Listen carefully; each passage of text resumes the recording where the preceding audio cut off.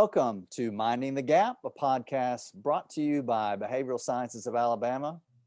We're going to talk about the different stresses that we all encounter, especially during this pandemic, that can really affect and has affected every aspect of our life. And we're going to talk about the gaps that's created, that we create by our responses, the gaps that are created by the stress. And my name is Paul Bakke, a licensed counselor at Behavioral Sciences, and I'm with Dr. David Barnhart. Welcome to Minding the Gap, Dr. Barnhart. It's good to be with you this morning.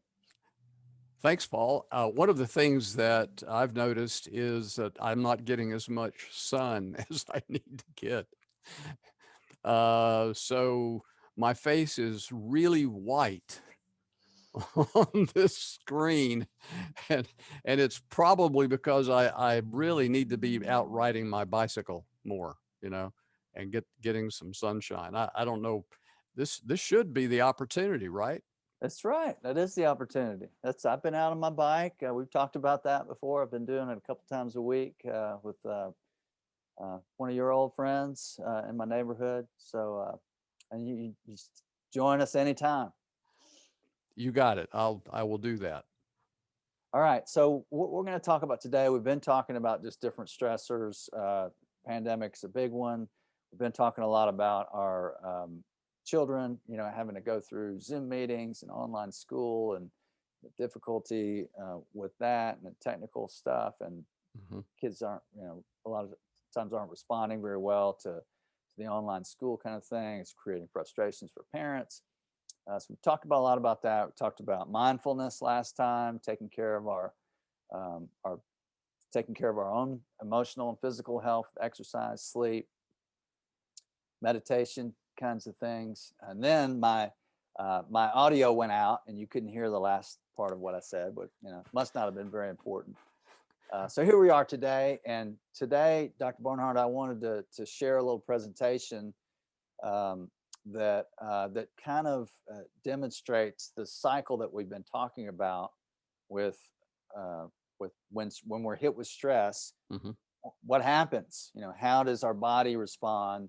How does the decision-making process happen? And what we can do really to intervene to help us respond in the best way possible. Sounds good.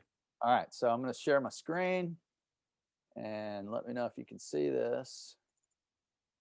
Okay. Yep. You good? I'm good. So I'm good. starting with the function of anxiety and stress, it's the number one is safety. We have to decide, do we approach this whatever it is that's going on? Do we move towards it? Do we move away from it and avoid it? Or is it neutral? It's just there. That's a big function of stress and anxiety is to protect ourselves. Performance, school, job, sports. We have anxiety that kind of motivates us to pay attention more and to try harder and to focus and to do well at whatever we're doing. So it's good stress that we need. Decision making, we have careers, we have activities that we have to do. We only have a certain amount of time to do things. We have to decide what we're going to do, how we're going to prioritize things, decisions about how to take care of ourselves, and a little bit of anxiety and stress related to that, because the stress is being unhealthy, having an unsatisfactory job, doing an activity that's not really good for us, or an activity that's going to take up too much time. That kind of stress helps us make decisions. Parenting, as if anybody out there has been a parent or is a parent, survived parenting, understand the stress of parenting, and what we want is we want to create an environment for success for our kids. We worry about our kids' failure, and that creates stress. And the positive part of that can be that we try to do better as parents. We try to create the environment that would make them most likely to be success and learn, so that they can be okay without us. Relationships, we all have a natural desire to be approved, to have approval. We have a natural fear of being rejected. We want to be connected. We don't want to be isolated. So there's stress in the possibility of getting what we want or not getting what we don't want. And so there's a lot of stress that's related in there. Okay, so some of the triggers that we've talked about on this podcast, just the simple loud noise is going to make you go, what is that? You know, is something about to get me? Is there something that's happening that I need to pay attention to protect myself? Seeing someone unfamiliar. If you're walking down the street and you see somebody that's dressed like you and looks like you and looks at you and waves and smiles, most of the time that's not going to stress you out. You're going to have a positive response and maybe a way back. If you see somebody that's not so familiar, looks a little different than you, dressed different, walking in a way that's threatening, you know, creates a little bit of, let me check that out. Right. A non-compliant child. Can we back up a little bit? Sure, absolutely. Because I think there's maybe a category here. The loud noise in the research on triggers is an unconditioned stimulus. So we don't have to learn that. It is wired in to us. And there are a couple of other things that are also unconditioned stimuli. But a loud noise is one of them. Seeing someone unfamiliar may have a base in there somewhere in our wiring. A baby is going to hide with their mother, you know, someone's unfamiliar. And then when the mother starts going, oh, hey, it's, you know, how you doing? Good to see you. And there's a positive response. Then they learn, oh, this must be a good person. It's okay. My mother's happy. It's okay. You know, but the first instinct, like, you know, we've talked about this a lot, is not sure, you know, get protection. So, but all of it is reinforced in one way or another. And I think I talked to you about, you know, a couple of podcasts ago about the loud noise that was the earthquake that I thought somebody was coming in. You know, I immediately thought somebody's coming in to get us, you know, go fight the danger. And it was just, it was an earthquake that rattled the door. A simple earthquake. Right. Simple. Yeah. It was just an earthquake, you know, no big deal. You know? Unless you live in San Francisco. Right. So anyway, so non-compliant child, you know, we talk about parenting, you know, this immediately, you know, what parent is going to not be stressed out about that? And that's a learned response. So that's a conditioned response. Sure. And a conditioned stimulus, and then our response to it is also conditioned. So we have to learn those, different from a loud noise. Right. But for most people, as a parent, it's the desire for a parent for the child to be well is just that might be in the DNA there, right? So it's all starting from just a connection, you know, that protection, you know, so I got to protect myself from a loud noise or some danger. And I don't want to be embarrassed in the grocery store with my child having a tantrum in the aisle. Right. Yeah. And so, you know, I talk about this all the time with people, you know, when other children are misbehaving and a parent goes, oh, I'm so sorry, you know, we go, oh, it's all right. I understand, you know, you feel bad for them, you know, you're not, you know, it's normal. When it's ours, you know, we don't respond that way. So we have this, you know, it's hard to separate ourselves emotionally from our children. It is. We don't want to be, we also don't want to be disparaged. We don't want to lose our status in a group by having people disapprove of our parenting style. Right. So all that is definitely conditioned. So, okay, test, obviously, you know, we want a certain outcome, you know, stress happens, you know, sometimes some certain level of stress will motivate you to study harder, to focus more, and to prepare better. sometimes it becomes too much and that gets in the way. An athletic event is kind of similar to a test. We want to be able to perform well, so there's stress involved there. Criticism and rejection of ourselves and from others, as it causes stress. The pandemic obviously has created this new way of life that we have to stop and go, what, I can't get close to this person. I can't go to the grocery store without a mask on. I haven't been to dinner. I've been to one dinner out since when we went to Raleigh to see my daughter. We went out to dinner and in an outdoor place, and it's different. It's causes just have this life is different. Uncertainty, all this kind of stuff. My computer isn't working. That's been a big one for me, man. Man. So that's a lot of people are so dependent right now on online access and computers working, and mine just has not been behaving well, and it's been a big stressor for me. No question about it. Yeah, and when your mouse isn't responding and you don't have a touch screen, you probably need a backup mouse, I think. Well, yeah, we talked about that. So it's like, But of course, I don't have one, so right. So that's more stress. I don't have a backup mouse, and then you criticize yourself and say, man, why didn't I do that? I was so dumb, So don't try not. We'll work on that later. Okay. We'll work on it. Yes. All right. So job tasks, being able to get something done, having a lot of them creates stress. Health problems, obviously, is going to create stress. Choosing jobs, activities, relationships. Decision between staying with this person, being lonely. Who do I meet? How do I resolve these problems that we're having? News and social media posts, big stressor right now. Big stressor. There's a lot of division happening. A lot of people upset about how things are, and it creates a lot of stress.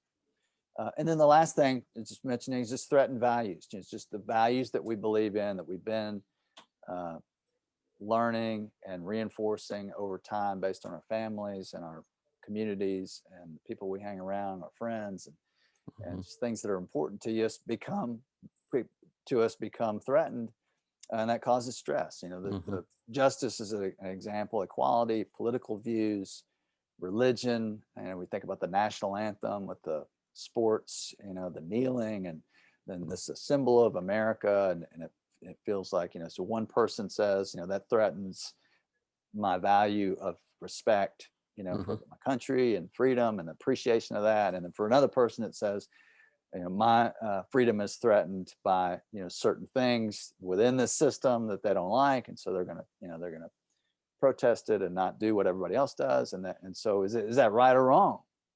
It's values. Values is based on a personal position. It's not necessarily right or wrong, but that creates stress because you got two very different values that are going right at each other, and it becomes a big problem. When I look at these, also just thinking about any of the items that you've listed on the page. So there's certainly a certain amount of stress that comes with those, but then the fact that we are triggered by those becomes a potential vulnerability to another stress. So if I'm under stress, for example, from the pandemic, being constrained, not being able to do my usual things, then I'm more likely to be triggered by any of the other items that you've listed here. Yeah. And so for the people that are watching and listening, really want, but the reason for this podcast is for people to listen and to be thinking, oh yeah, I'm stressed out about this, or that, oh yeah, I see that because that's part of my life. And I'm, this is just a lot more than just giving you some information, that's interesting. Hopefully it is interesting, but think about those that are listening and watching. Think about what those things are for you. Think about how they connect to each other. And if you're stressed out about 3 or 4 of those different things, how does that relate? And how does that make you vulnerable as a parent? How does that make you vulnerable as a spouse? How does that make you vulnerable as a coworker? How does that make you vulnerable as a community member, a church member, when there's stress that's going to be involved in those relationships? It just puts us in a position where it's difficult to respond to more stress. And the typical response is to defend and to and maybe to do some things that you already have these gaps, to widen the gap. And that's what we're really talking about, is the stresses widen the gap. If we can be aware of the gaps and the stress, then we can do things that help close the gap. So be thinking about that. So the next part of this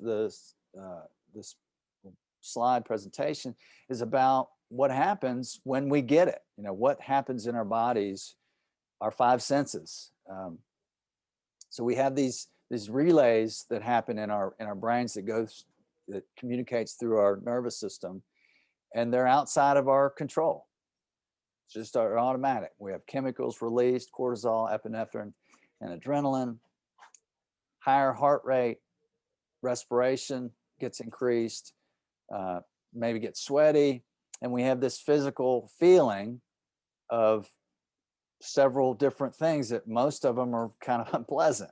Fear, worry, anger, even disgust. If you're thinking about somebody talks to you about something that happened and it's just really completely against your values, some kind of abuse or some kind of thing like that, or something that just creates disgust in you, you're gonna have a physical response to that that's automatic, that you can't just turn that off.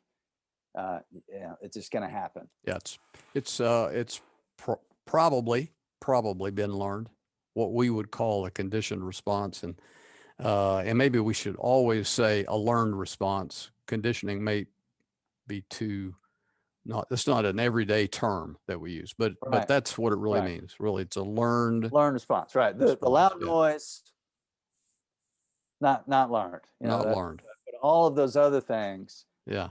What you're afraid of, with school, with with sports, with I don't agree with that way of life that person is living. That's all learned. So that's another thing we're going to talk about, is based on these learned responses over time, mom and dad says this, so that's true, or mom and dad does this, and I didn't have a good relationship with them, so it's not true. It's all that stuff that's been learned over time are present and can come out in a reflexive response. Yes. So the response is reflexive, but it may be based on something that's learned, and that's something that we're going to talk about here in a minute too. Okay, so once that's happening, our brains have to decide what is going on. Making sense of the trigger means what is happening and what do I do about it? Those two really important questions. I gave you the example of when I had the earthquake. I thought somebody was coming in. I heard this loud noise, and that alarmed us all instinctively. But my mind went to, somebody's coming in. I couldn't just sit there and go, wonder what. Well, it's gonna be interesting to see what happens. Exactly. So you're not accustomed to being in a place that has earthquakes. You would learn, oh, that's an earthquake. That was an earthquake.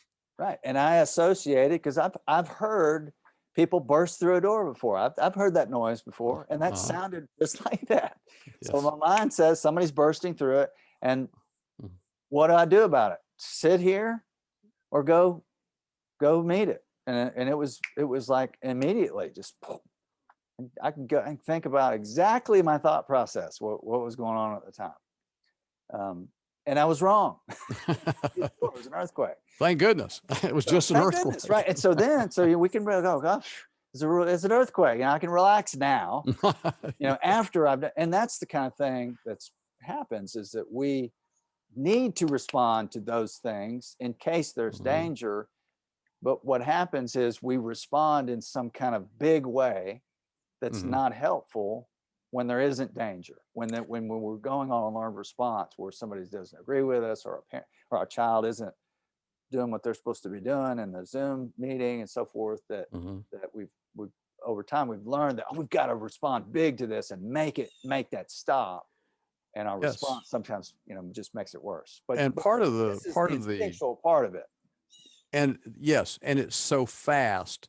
So we generally talk about the time between a stimulus and response where there's threat detection like this might be 40 milliseconds. Right. So there is a space, but the space is small. It's a little tiny. It's a little tiny space. It's very small. Yeah. And that is a good point to bring up, because yes, there is a space. That's the gap, right? The gap is where we need to make that decision. We don't have a lot of time sometimes that we can have a conditioned response to respond. Right. And so, and it turns out if you get much faster than that, we might not even have it may not even reach the level of conscious awareness, but it still triggers the threat detection part of the brain. So if you get it down into the 20 millisecond, 30 millisecond, you're unlikely to be able to perceive it. This is where, this is kind of the place where people used to try to do subliminal influencing of people, right? Like the old story of watching a movie and they're flashing on go eat popcorn or something, but it's under awareness. It still triggers, it still has an impact on the sensory receptors of the brain, like particularly the visual receptors, but it may not get into conscious awareness. Yeah, and that's why we talk about practice. Yes. Because if you have a stress trigger we're having this response, it's so fast, and we talk about it, we say, okay, here's a plan, and you talk to your 5-year-old kid, when you get upset, let's do this. Okay, yeah, let's do that. Upset, boom.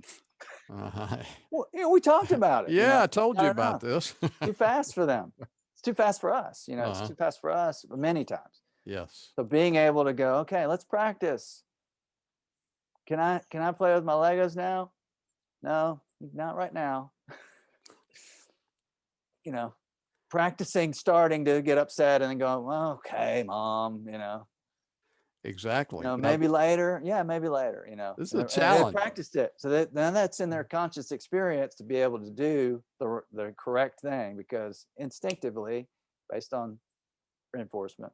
Paul, almost none of us ever had a parent that understood that gap, because it just wasn't something that people knew, right? You just need to behave. What's wrong with you? Exactly. I told you to do that, and I said no.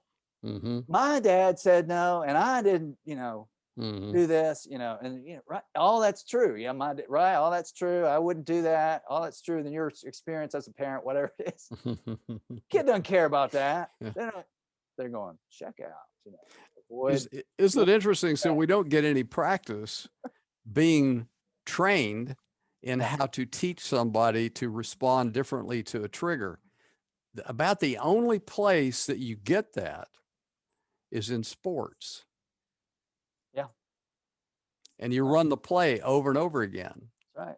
You take batting practice. You get a hard ground ball hit to you. You do base running situations. Balls at you. You're in second base. Ground ball at you or behind you. You go to third. In front of you. You wait. You make it go through. Because it's not instinctual. You got to practice the triggers. It's really a great model. And so we often use sports as it's a good metaphor. It's a good analogy. But in fact, if you look at how we teach people to do things that are very complicated, and we're trying to get it wired in so that it is so fast that they don't have to stop and think, because if you stop and think, you've kind of missed it. You missed the opportunity. Yeah, that's right. Especially think about a quarterback in football. It's got so many things to process. If you're having to stop and think about this, it's just too late. It's just that window's closed. The person's not open. Recognition, and it's got to be over and over. It's got to be studying film and what this means when this piece moves around. Yes. So if the best athletes in the world, are doing that for training, why not us with non-compliant children? Yes. Right. When we have our children, when we get so upset about somebody that we know says something, and we, say something rude to them and then destroy that relationship, why wouldn't we practice doing something that helps? So it's good point about sports. And as you can see, I'm a big sports person with my W flag for the Cubs, even though the Cubs were a major disappointment this season in the postseason, and we won't talk about that. That's a trigger for me. When your sports team doesn't win, they don't play like they should play. Exactly. According to me. Right? Yeah. Okay. So I'll have to wear my Cubs sweatshirt one of these days here. All right. So back to making sense of the trigger. All right. So we've talked about this before. We have influencing and reinforcing biases that have been conditioned, that have been learned. Parents, well, survival is the first one. That's not learned, that's instinctive. But the rest, the past experience, events, cultural factors, this is how our people do this. This is what I was taught. This is what's important to me because it's been reinforced over time. That's there, right? That's there in ready to respond to those triggers.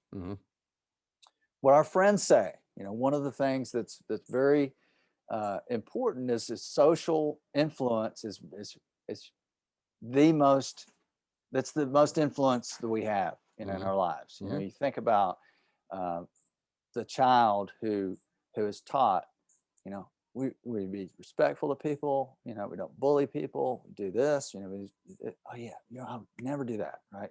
Be kind to people.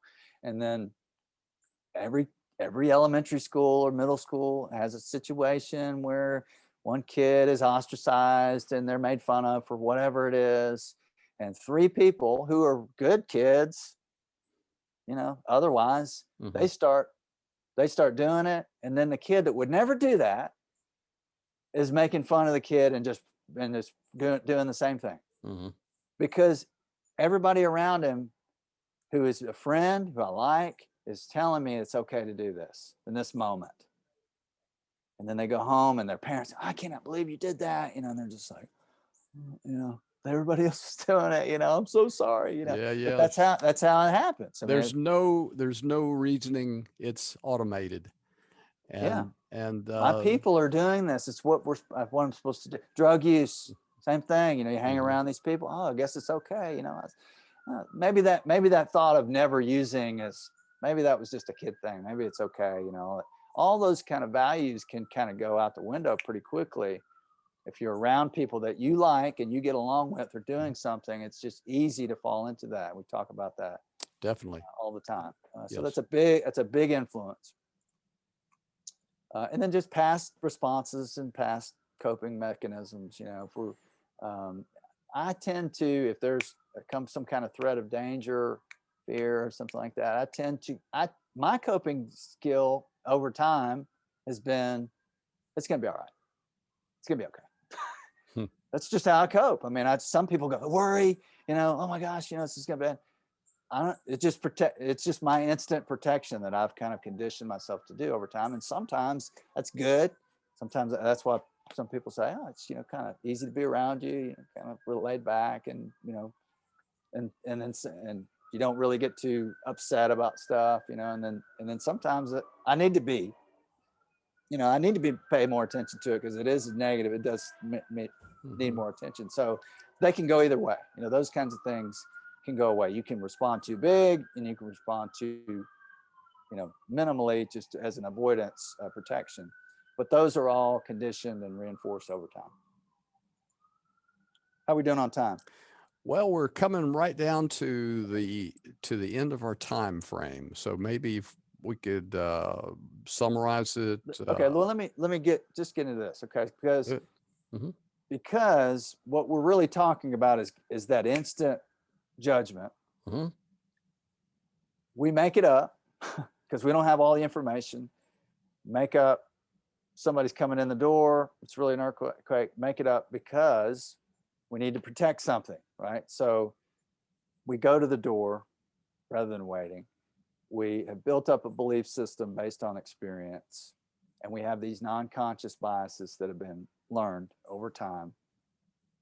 And often we go into combat mode, and when we go to combat mode, we're not available to all the information because we're protecting whatever it is that we're protecting. So a big question, two questions, in these situations where your child is not doing what they're supposed to do, or you're disagreeing with someone politically, or whatever situation is going on that's creating this stress. It's not whether it's a life. What are you protecting? What is it that we're protecting? You're protecting your life, beliefs, your values, your emotions, and are they really threatened in this moment? Is there a real threat to this, or is this just uncomfortable? Just you don't agree, or you don't see it that way, or whatever it is, or it's not the way you want it. And then if you answer those questions, you're much more likely to be able to say, okay, now what do I need to do that helps? And the next time we'll get into, and I won't show the next slide, but the next time we'll get into the cycle, and we'll talk about how to stop that cycle from becoming a learned response that just creates more and more problems. Sounds good. All right. Well, enjoyed it. Hope everybody Yeah. got something worthwhile. And I've got these lockers behind me. I just decided to do something different. Maybe I'll have something different in there every time. I don't know. Well, I mean, so I see you got your counseling uniform on, so you're ready to play. I'm ready to play. Yeah. All right. All right, take care. Take care. Bye-bye.